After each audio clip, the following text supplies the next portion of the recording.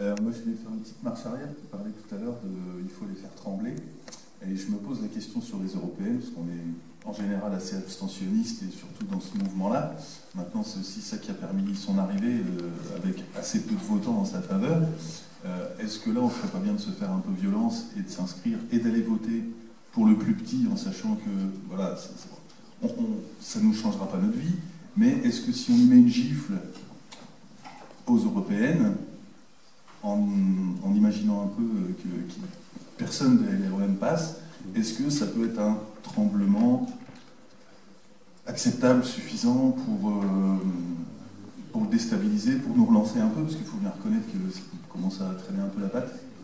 Moi, j'ai pensé à cette hypothèse en décembre. Je me dis, il faut qu'on monte une liste avec des gens intelligents, avec, je sais pas, et en fait, je me rends compte que vraiment, c'est une très mauvaise idée, quoi. Enfin, franchement, il faut pas, quoi. À mon avis, il faut vraiment laisser...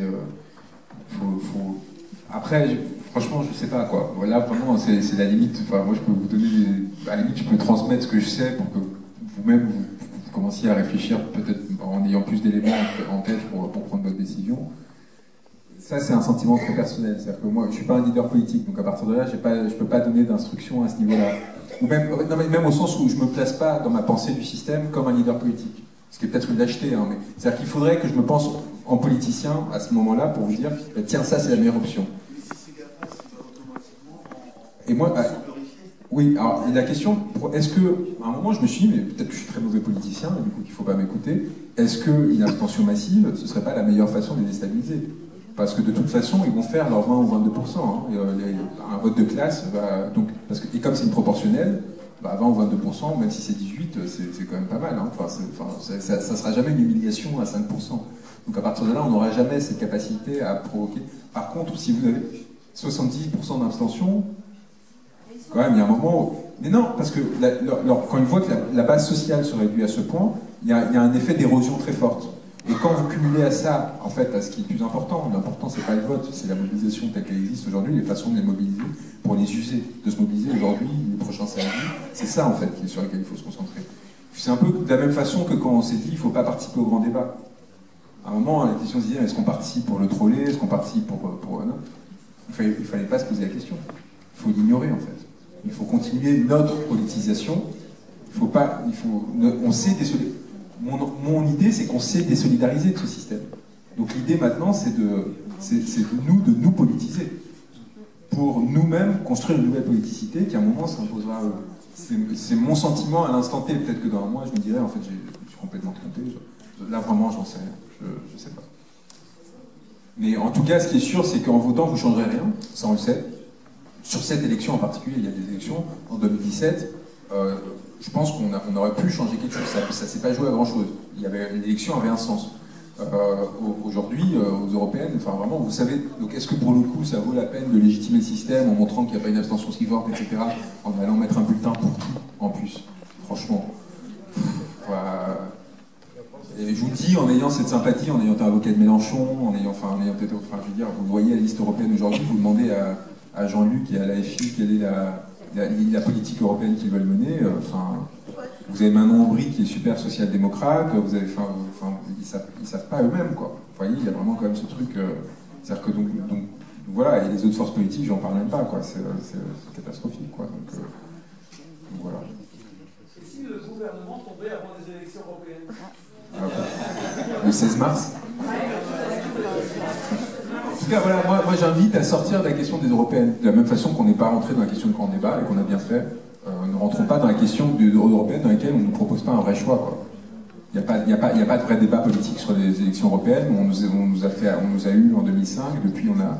Donc à partir de là, moi je pense que c'est un geste sain de dire, moi je ne participe pas à cette mascarade, et je ne participe pas à une élection qui va permettre seulement à quelques personnes de gagner des 8 à 9 000 euros par mois pour siéger dans un parlement qui n'a pas de pouvoir.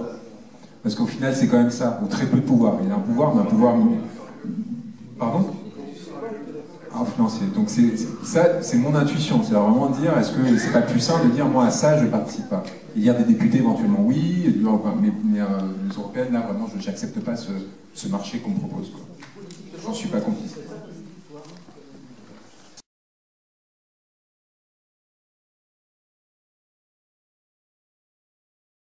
Vous noterez que je n'ai pas appelé à voter. Hein.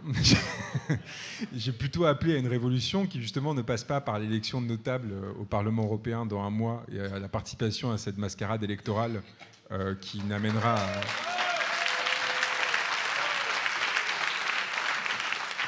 en fait qu'à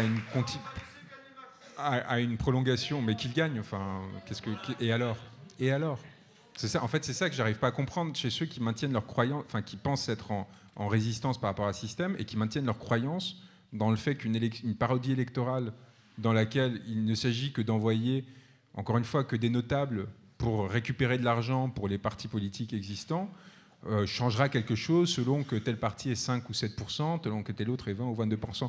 Tant que vous restez dans une forme d'adhésion à cette comédie, vous êtes trop encore intégré à ce système-là, vous êtes trop prisonnier de ce système-là. Croire que la victoire de Macron, elle ne changera rien. On voit bien qu'il y a une crise de légitimité politique qui ne va pas résoudre par une victoire ou une non-victoire aux élections européennes. Enfin, tout le monde sait très bien que, en plus, les députés européens qui vont partir là-bas ne vont avoir aucun poids parce que le Parlement européen n'a aucun poids, etc., etc. Donc évidemment que la question électorale n'est pas l'enjeu aujourd'hui du tout. Aujourd'hui, on a une masse immense de personnes prêtes à prendre des risques délirants parce qu'aujourd'hui, aller en prison, on peut aller en prison pour manifester, on peut perdre un œil, mais ces personnes-là continuent à se mobiliser. Il faut s'appuyer sur cette base-là pour exiger justement qu'on sorte de cette comédie et de cette mascarade.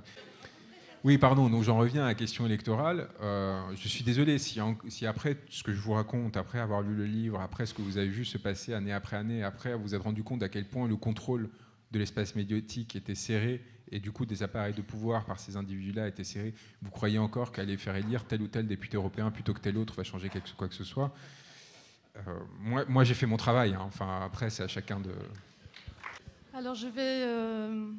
Juan, d'abord, la première chose que j'ai apprise en tant que gilet jaune, c'est que nous sommes tous avec des opinions politiques, philosophiques, religieuses, d'expérience, d'extraction sociale, de vécu différents, et on travaille ensemble et on se respecte.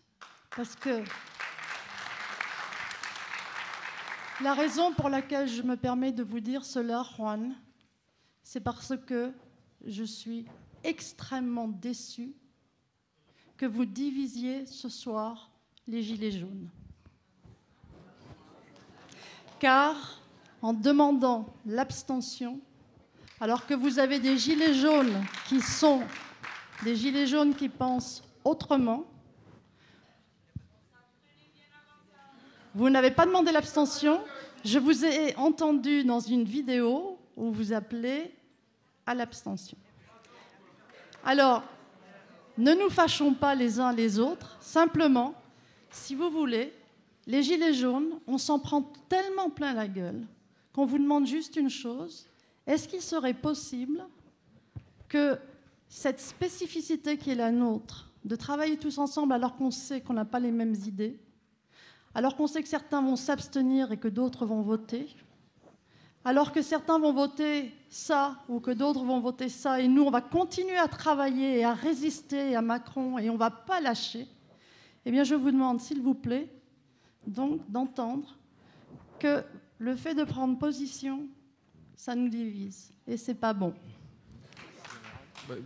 Je vais faire j'ai rien à répondre sur l'abstention en fait. Enfin, je suis désolé si vous avez l'impression que ça divise, alors que c'est plutôt, je veux dire, c'est l'essence du mouvement. Enfin, si on a refusé qu'il y ait des listes européennes du mouvement, c'est justement parce qu'on veut pas rentrer dans ces jeux de partisans à laquelle justement le vote provoquerait une forme de complicité, selon moi, aujourd'hui aux européennes. Ça ne veut pas dire qu'il faille de façon générale s'abstenir. Après, encore une fois, c'est pas une instruction, hein. Enfin, c'est mon opinion en l'état actuel. Je pense qu'il faut concentrer ses forces sur le mouvement, et je pense qu'en appelant justement à une désolidarisation des forces traditionnelles et des personnes qui croient encore que ce vote permettra de changer quelque chose, moi je vous apporte mon expérience personnelle et je vous indique que selon ce que j'ai vu de l'intérieur, ce chantage que l'on vous fait en disant il ne faut pas permettre une victoire de Macron, etc., c'est des purs discours électoralistes, c'est une instrumentalisation, et que l'enjeu aujourd'hui n'est pas du tout là, et s'il était là,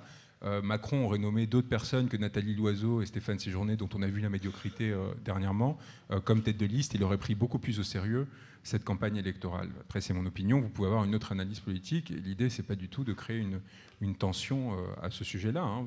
Chacun est libre de son geste à ce niveau-là. Et ce que j'essaie de dire, surtout à travers ça, c'est que c'est pas à ce niveau-là que ça se joue, tout simplement. Donc vous pouvez aller voter, hein, in fine. Ça ne changera rien, en fait, tout simplement. Ça ne changera rien. Il faut juste que vous ayez conscience que c'est pas qu'on est face à quelque chose où on a une opportunité beaucoup plus importante qui est de provoquer une bascule essentielle. Et si vous concentrez sur le jeu électoral, je pense que ce serait une erreur, aussi simple que ça. Après, encore une fois, c'est vrai que ça ne coûte pas grand-chose. Si vous voulez y aller, vous y allez.